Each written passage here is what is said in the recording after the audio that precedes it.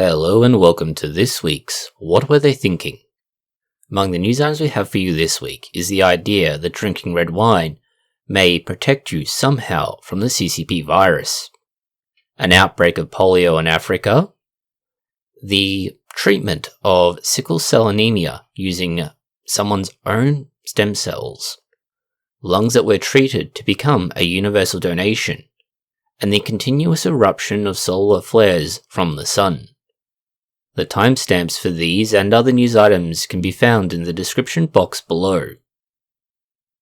Let's start with the continuing saga of red wine being effectively a panacea for all kinds of illness.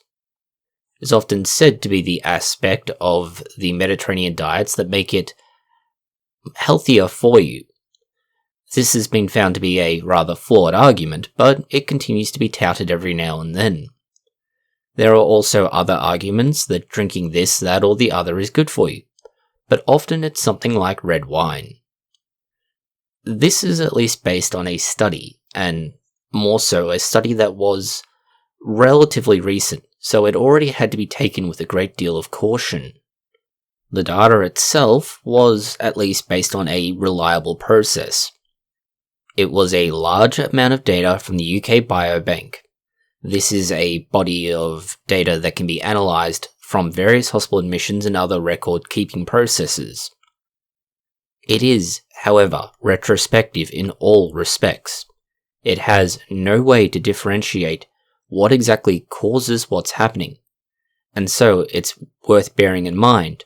Correlation does not necessarily mean that you're seeing a cause in this data.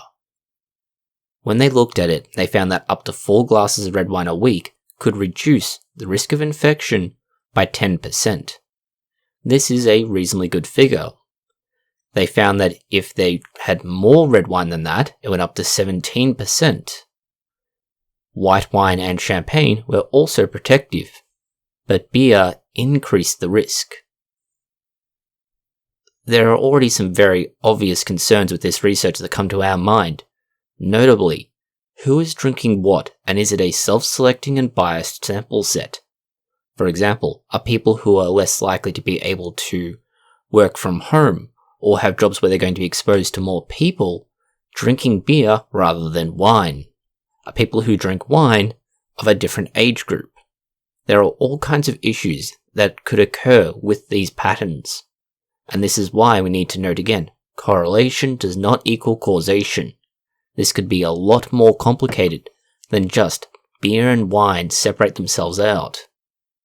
Further to that, this research has assumed that the drinking patterns reported at the time they began their investigation would have continued right throughout the entirety of the study period, going well into the future. As anybody who has ever been to university can tell you, the drinking patterns of an 18 to 21-year-old differ drastically for some people, and that behaviour can change significantly as they get older. Going from COVID, which is currently a pandemic, to an endemic disease. Polio. Polio is a disease that we've been able to treat for decades now, all due to Jonas Salk. It is something we can vaccinate against, and in many developed countries have managed to get on top of and have complete control, if not have entirely eradicated. In Africa, we're well on our way to doing exactly the same thing. This is one reason why vaccinations for polio are still conducted even today. Unfortunately for Malawi, there's been an outbreak, and this outbreak has got to a point where they've had to consider it that it's not just 1 or 2 cases, it is an outbreak of a wild polio type 1 virus. This might not seem important at first glance, and it's understandable to think, well, it's Africa, they often have health issues.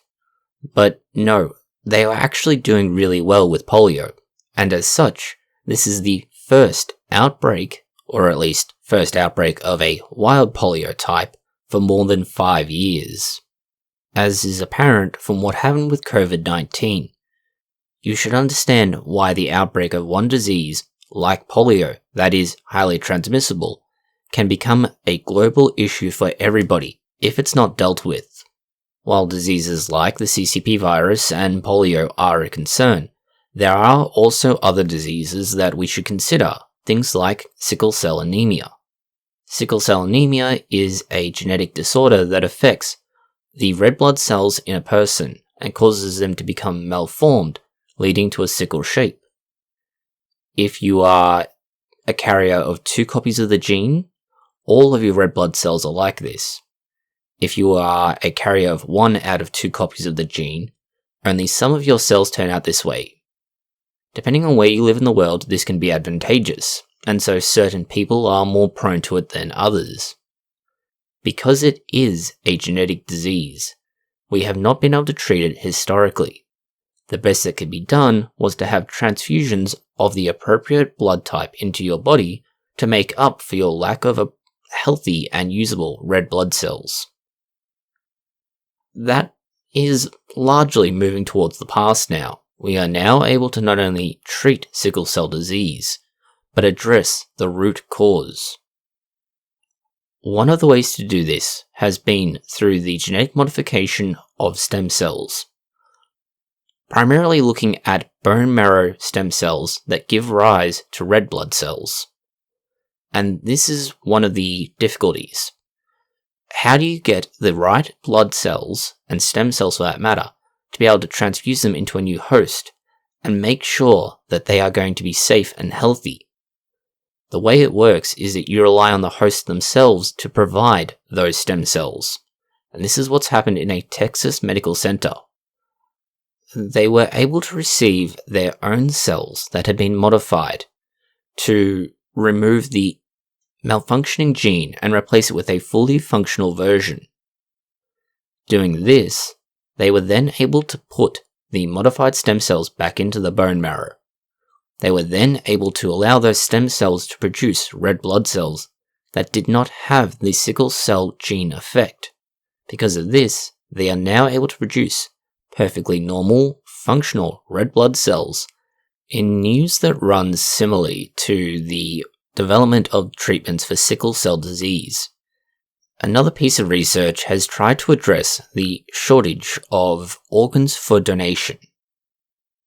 Across most countries, there is a general shortage of organ donors.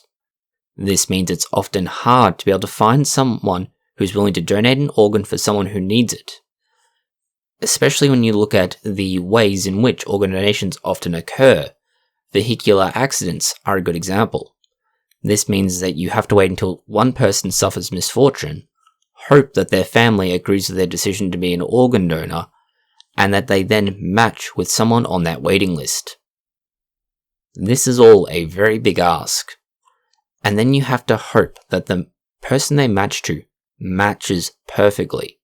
Otherwise, the transplant may be rejected.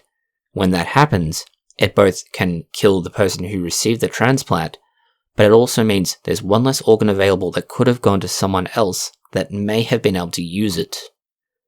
This wastes the donation of the person who had the organ originally. With, for example, over 100,000 patients in the US waiting on an organ transplant, anything that makes it possible to improve the number of organs available and the viability of giving them to more people is a significant step up. We've already spoken about something like the kidney transplant chain, which allows for one person to kickstart a whole process of other donors. But this allows that process to start even earlier and use the current available pool of organs.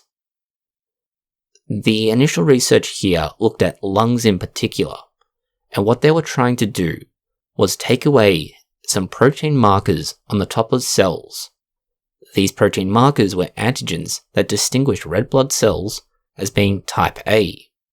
By removing these, they turned the red blood cells into a universal type O. That is something that anybody could receive. And this is the first consideration in an organ transplant: blood type matching.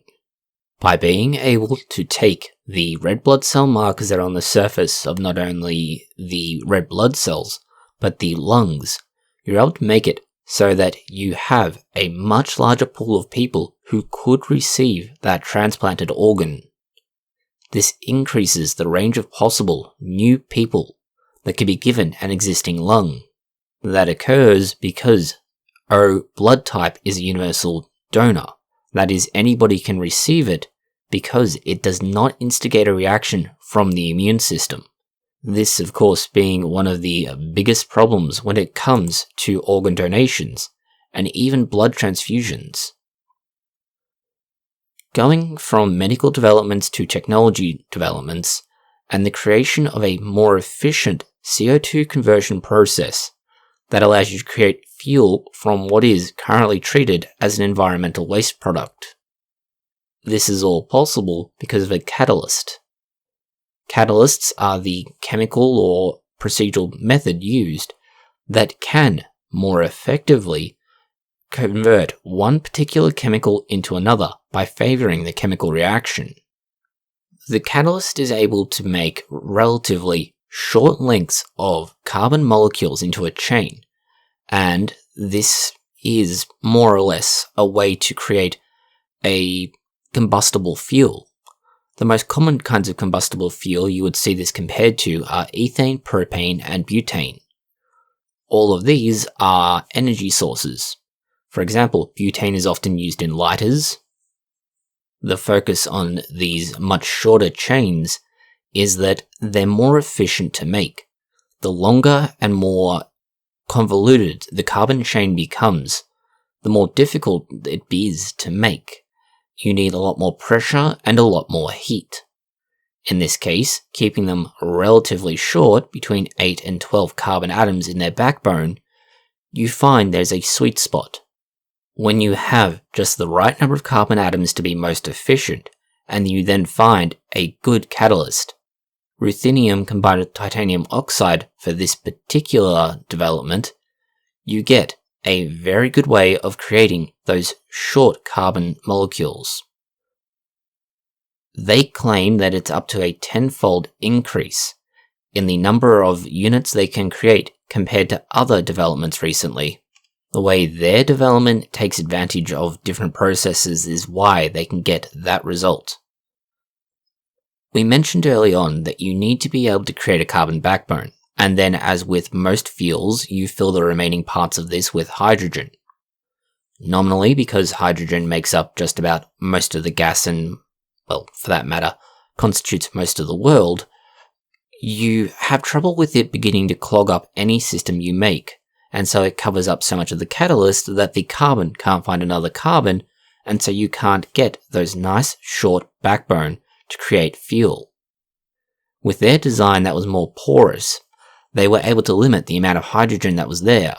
That then increased the amount of possible carbon that could be present, and therefore increased the number of possible ways in which you could get carbons meeting carbons and creating larger molecules that would then be filled up with hydrogen.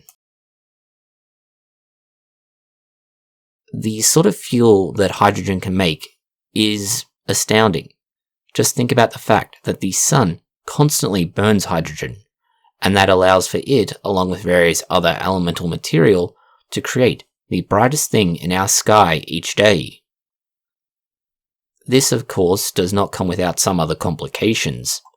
For example, throughout the entirety of February, it has been erupting almost continuously, and this creates giant solar flares. The extreme activity of the sun would also explain why SpaceX has had so much trouble deploying their satellites this month. These solar flares are part of the geomagnetic storm that interrupted their ability to deploy successfully and led to the loss of about 40 satellites. That's all the news we have for you this week. Thank you for watching. If you found it interesting, consider liking, sharing, and subscribing. Please post any comments, questions, or suggestions that you have below.